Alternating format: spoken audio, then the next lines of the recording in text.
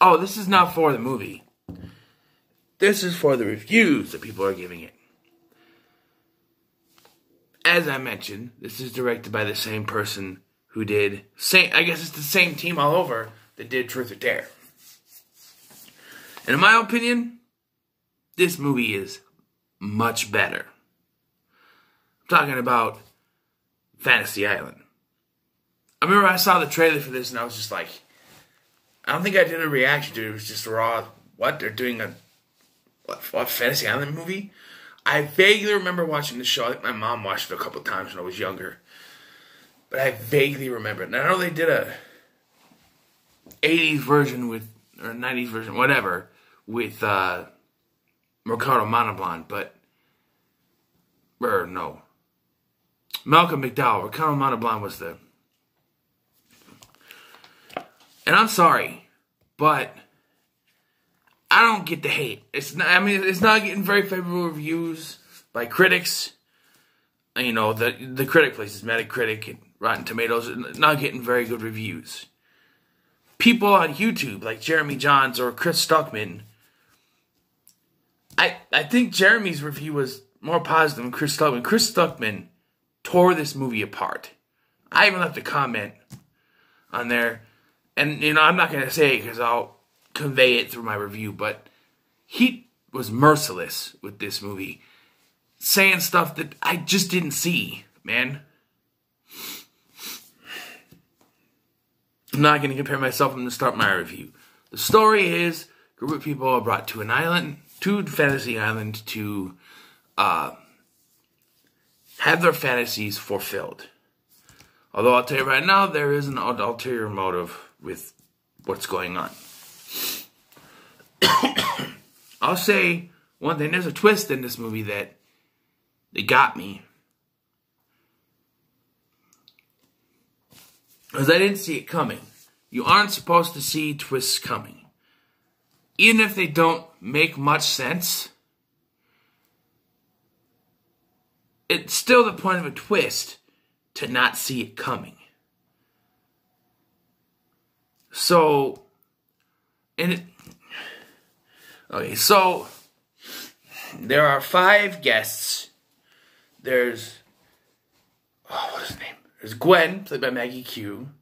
Melanie, played by Lucy Hale. JD and his brother, Brax, played by 2 guys we know. JD is played by that one guy who's in a few comedies. He was in like superhero movie. He played Lance, and he was in another one. As soon as I saw him, I'm like, oh great, this idiot, because he always plays an asshole in what I've seen him in, and he was sort of an asshole, but he was less of an asshole than other assholes he's played, if that makes any sense. We have Patrick. I don't know who played him. Those are the characters we got. And in all fairness, this is more like a prequel to the TV show. As if you've seen the trailers, you know that Mr. Rourke, played by Michael Pena, he has a female assistant, not little Tattoo. Which you can't replace Hervé Villechaize. So, you know, it's a good thing. And they do something at the end of this movie that got me laughing. They got me smiling. And I was like, okay, that's kind of funny. And we'll get to that. But the characters. And I'm going to compare this to Truth or Dare because Stuckman said that this movie is worse than Truth or Dare. And he's wrong. I'm just going to say that right now. The characters are 10 times better than the characters of Truth or Dare. Not a bunch of college students who are assholes to begin with, except for the main character till the end of the film in Truth or Dare. Here, they're all coming to this island to have their fantasies fulfilled. And yes, some people are jackasses, like maybe, you know, JD, but, you know, they have their fantasies fulfilled.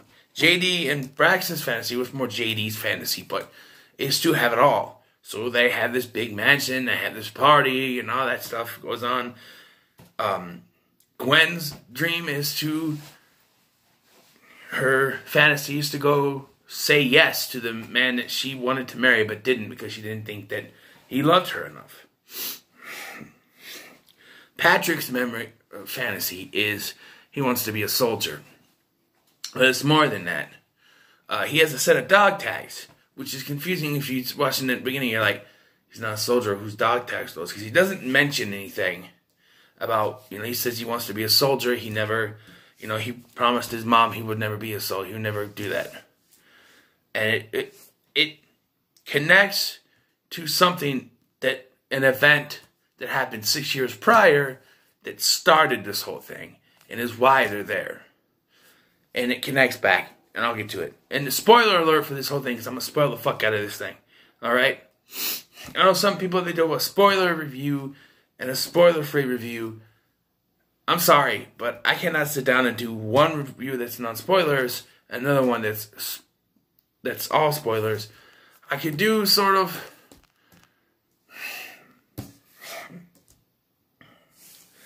I guess I could wait for the spoilers at the end, if I'm being, honest, but... So Melanie's, so maybe I'll do spoilers and then we'll see. Melanie's, fuck it, I'm just gonna go out. I'm gonna go all out and I'm gonna spoil it. Melanie's fantasy is to get revenge on a girl who wronged her when she was in junior high or high school, whatever. Bullied her mercilessly and lowered her self-esteem. So we're told.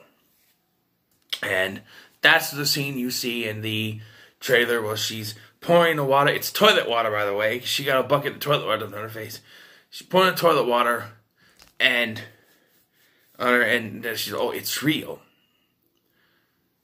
Here's my problem with this scene. Okay, so she starts by pushing this one little button, and it puts out this electrocution thing, goes zaps her arm. And then she dumps the toilet water on her. Okay. But after the toilet water's dumped, I can tell that there's still, the electric thing is still going. But she's not electrocuted. But later, there's this doctor character, Dr. something. I don't remember what she called it, but it was basically her therapist, and then this island has warped him into a torturer in the vein of, like, The Hills Have Eyes or something like that. And she gets on her microphone, and it morphs her voice, so it sounds like this.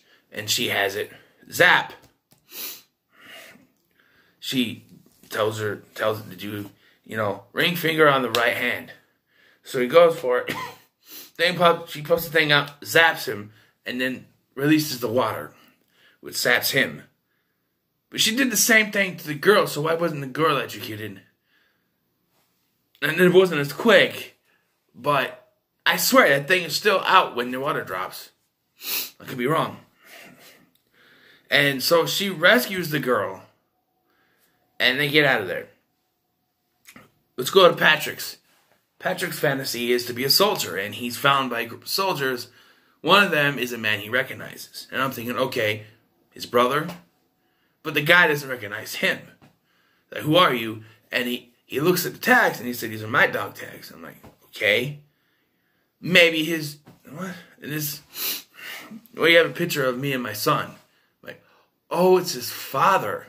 And it's revealed that his father was killed protecting his men and hostages from a grenade. He jumped on a grenade. And I love how that connects back to Patrick in the end. That's the kind of, character, what's it called? Storytelling, character development you need in a film like this. Maggie's fantasy is that she wants, she freaked out at first when, guy shows up. She's talking to him like he was that he kidnapped or something. And the weird thing to me was, okay, so, and maybe we'll find out there's something, different later. I don't think they specifically mentioned this, but like, okay. The girl, Sloane, who tortured Melanie, was kidnapped and brought to the island. And they do this thing, they torture her. Apparently there's a video of her cheating on her husband, and that's shared to YouTube, or not YouTube, Facebook, and that's humiliation nowadays. She's kidnapped. But this guy that Gwen wants to marry is a creation of the island. They get married, go to bed. I presume they slept together because she's naked. We don't see it because it's PG-13. And to me, it seems like it was supposed to be rated R, but edited, because there's a cut when JD and Brax are partying where it looks like JD's about to say the F word and it changes to frickin', but it cuts when it says frickin'. He's like, and then frickin' comes out of his mouth. But it cuts to something else when he says frickin'. It cuts to Brax when he says frickin'. So I'm thinking, that looks very edited. Like, he's supposed to say the F word. There's one F word allowed. Maybe they said that was the F word. I'm like, no, we'll wait till the end. Because Brax does say it at the end. But who knows? And they toy around with it. He has a nickname. Brax is not really his nickname, but like he has a nickname, and they don't mention it until the end. But that cues into the end. But so I mentioned everyone yet? Yeah. So while running away, Melanie come across Michael fucking Rooker. Hell yeah. You know, I'm right, Papa's y'all. Michael Rooker.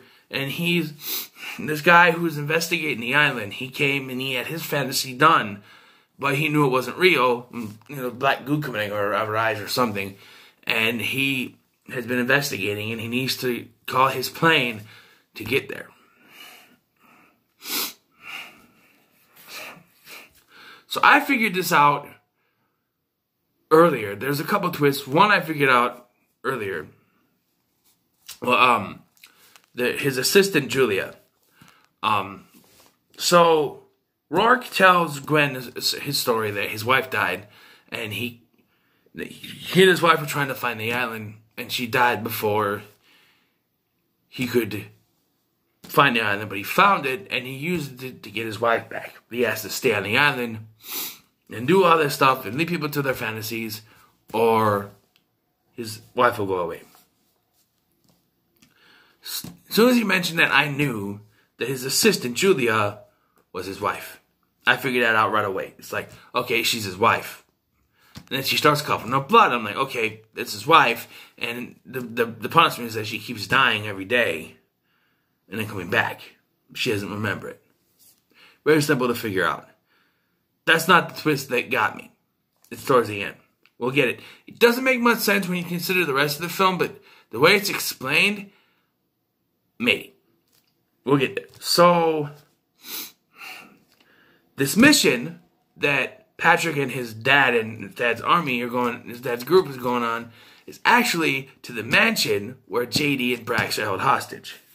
And Brax, I guess Brax is gay. I should mention that. I don't know. It's not really important to the plot, but, well, sort of, when he gets to the gun. He gets the gun, shoots through.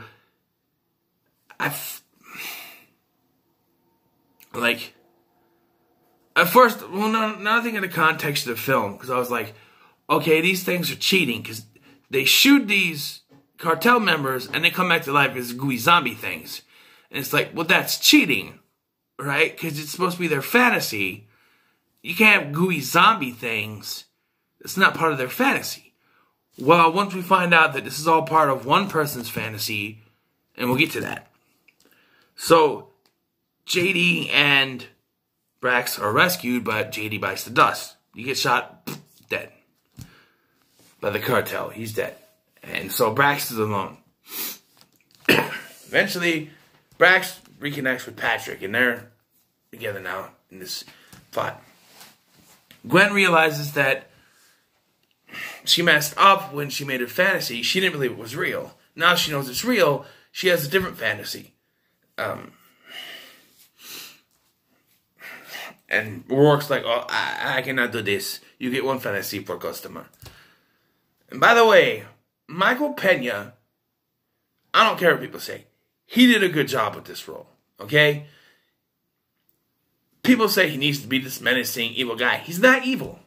He's not evil. He's a prisoner of this island too. Because he has to keep doing this so his wife is still alive. He just wants his wife. Now, admittedly, the end kind of leaves it up to okay. But he can make a rule list. Okay?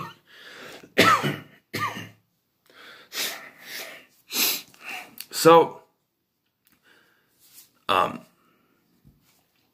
Gwen goes back 6 years to this event. Her neighbor that lived above her, her apartment gets set on fire, caused by accident. And her neighbor that lived above her died because of it. So she goes back to save him. During this, while trying to go upstairs, she runs into JD and Brax, who we find out later were his roommates, and be connected, whatever. They'll be connected later. And she's like, huh? So she goes up, she tries to break in, but the door's hot, she can't break it down. She runs outside to a cop, who turns around and reveals himself to be Patrick. It turns out everybody except for Melanie was there that night. Okay. There's a connection. Cool. It's cool to connect them. That's fine. I'm basically going to spoil the whole movie for you. So if you don't want to get spoiled, if you haven't turned away, do it now. She goes back to her apartment to get something to break down the door, but she succumbs to smoke inhalation and passes out. She's saved by Julia,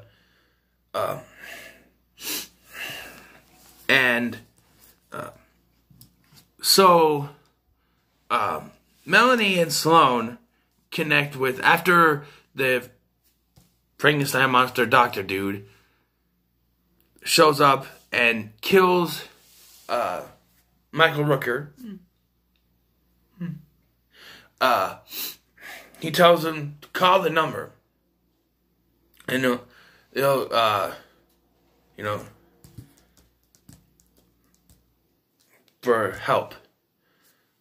And they'll send a plane. So they know that if they try to, at least Sloane should know, if they, they can't call out from a regular phone, but they know that from earlier that you can call out to Sloane's husband, who, knows that she's cheating on him. And so they do that, and she apologizes not only to him, but to Melanie as well.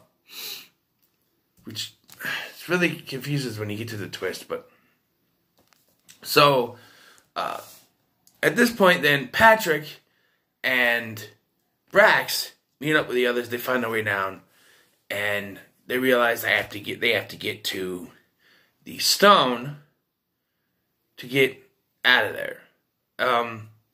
So they have to get to the stone, destroy the stone, and all this stuff will go away.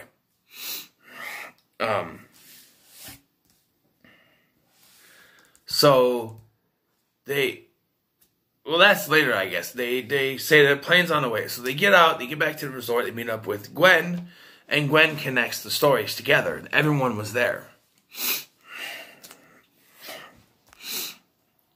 And we find out that this Nick guy, who was the guy that died, was their roommate, lived above them, which, if she knew that Nick lived above them, how did she not know that they were his roommates? I don't know. And they didn't think he was home that night, so when the fire started, they didn't think he was there, so they just left him. And we know that Patrick was too scared to go in there, because, not really scared, but it was a promise he made to his mom that he wouldn't do anything to hurt himself. And so he didn't go in after him. And Melanie's connection is that she was supposed to meet him there, but never showed up because she was insecure about herself because of what the bully did. Or so we're led to believe. So they go to leave, and because the plane's coming, and the people go after them, but Rourke's like, no, let them go. She wants them to be together. And I'm like, she? Who's she? Julia? And that's what they assume. They assume that Julia is Nick's mother. And they get in to the cave to go get the stone because their ship explodes. Their plane explodes. And so they go down, they're going to destroy the stone. And we get to the twist. Okay, so they get separated, and they're like, Sloane's attacked by an evil version of herself, which is like the high school attitude version of herself. And she overcomes herself. And then Patrick is attacked by a black goo zombie version of his father, and he's able to, overcome his daddy issues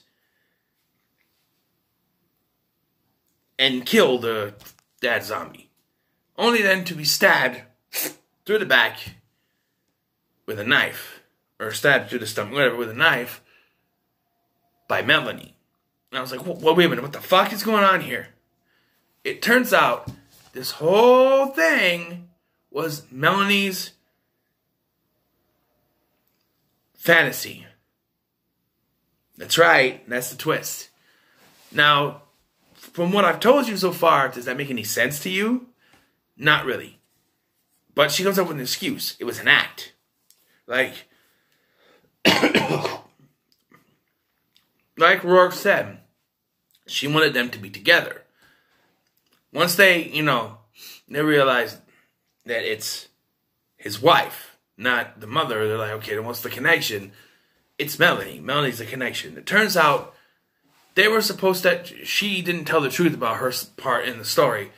She was supposed to meet him at their little... at their meeting spot. He didn't show up, so he thought that maybe the bully that picked on her when they were younger was right. Until she saw the news and saw that he died in a fire. So when she found out about Fantasy Island, she had Rourke cook this up. Fulfill this fantasy. But, okay, she said it was an act, but she was shocked. I saw the look on her. That was shock. I know she's an actress in real life, but that was shock when she realized it was real. Okay? I don't know. But it got me. I was like, wait, what? And so, because I read Wikipedia, right? And on Wikipedia, they word it so that it makes you think that she's still a good person. Because when I was reading it, I got pissed because there's a part where Sloane takes the little thing of water, drinks it, and wishes that she would die. And I was like, as I was watching this, I'm like, she apologized and everything. Why would she just change like that? I'm like, okay, this is going to be just like Truth or Dare, where someone's going to make a bad decision at the end, and it's going to fuck up the ending. But Wikipedia worded it wrong. So if you read the synopsis on Wikipedia as I'm talking right now, it's worded wrong. Because we're led to believe at the beginning of this, from the trailers, that Mr. Rourke is a villain. He's not. He's another victim in all this. He is being forced to do this to keep his wife. But eventually, because Gwen starts blurting out to Rourke that he has to give her up, that she's just dying every day and it's not right. She overhears this and she tells him to let go, so he does. He puts the ring in her hand, it melts, she disappears, and he comes to save the day. And that's when he tells her that everyone gets a fantasy. including Sloane, who takes a drink of the water. And the stone shows you what your fantasies are. And earlier it was to have her husband back. So Melanie says, oh, you're just going to wish for your husband back? She goes, no. I wish for you to have Nick back. And the zombie of Nick grabs her and pulls her into the water. The burnt zombie of Nick grabs her and pulls her into the water. But she had the grenade earlier she threw into or Rourke threw into the water. And it wasn't like blown up or anything. She throws it out. And it does explode. And this is where Patrick gets his character comes full circle. He, like his father, jumps on the grenade and sacrifices himself. This restarts the day, and Gwen, Brax, and Sloane are all just back at the resort. And they're free to leave. Rourke is letting them leave, but he tells Brax, he says, you know, having it all was your brother's fantasy. You still have yours. He says, I want my brother back. I want him to live a good life. And he goes, you know, that would mean you would have to stay here forever. And so he does. And they're like, they shut the door, they're ready to fly off. And like, wait, we have one more. Brax isn't here yet. And then JD pops around and says, yeah, I don't think he's coming. And I was like, huh? So wait. That's another confusing plot thing.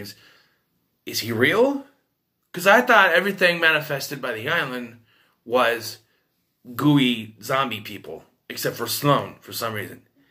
Because she had to be a real person. And maybe that was Olivia's request. Not that I can spoil it.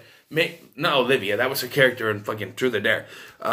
Melanie, maybe that was her request that it actually be her. That was part of the thing. Who knows? That fucked her over in the end, though. Should have been an amalgamation.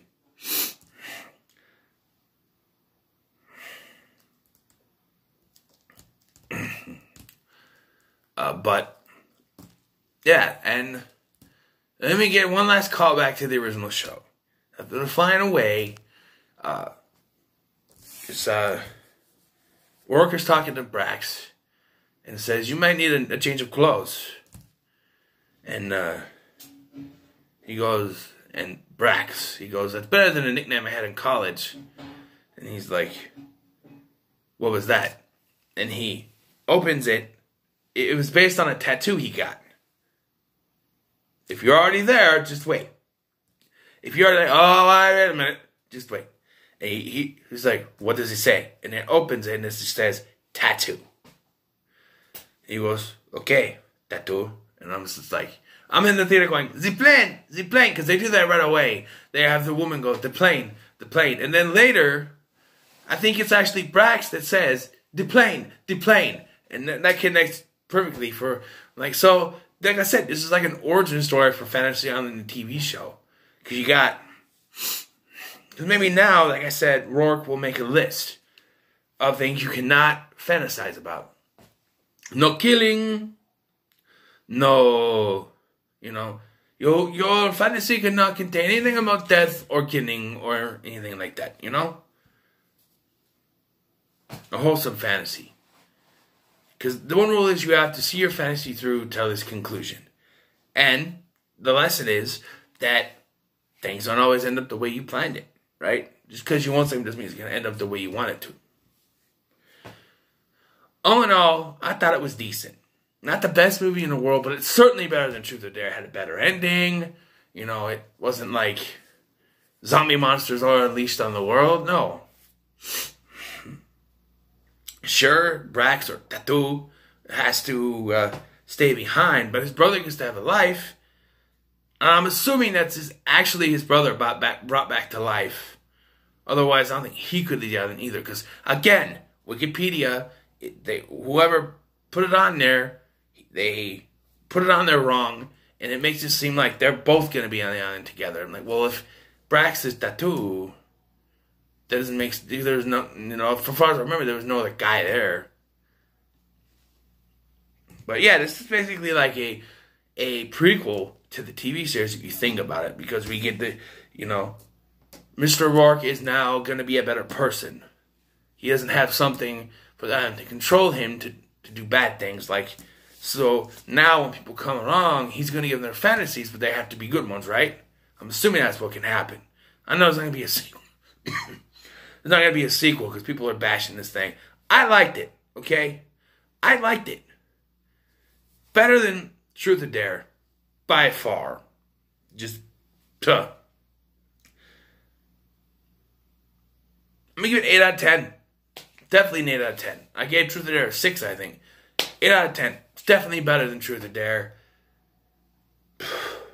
Yes, the twist with Melanie makes no sense with the way her character was written at the first half of the movie, but it's an act. You know? It's an act. Who knows? Maybe it would have been better if they had a secret guest there and it was their fantasy. Like, maybe what if it was Nick's mom? Or, you know? Who knows? But I liked it. 8 out of 10. What are your thoughts on Fantasy Island? Let me know in the comments below. Like, share, and subscribe, and I'll see you in the next one. This is a long one.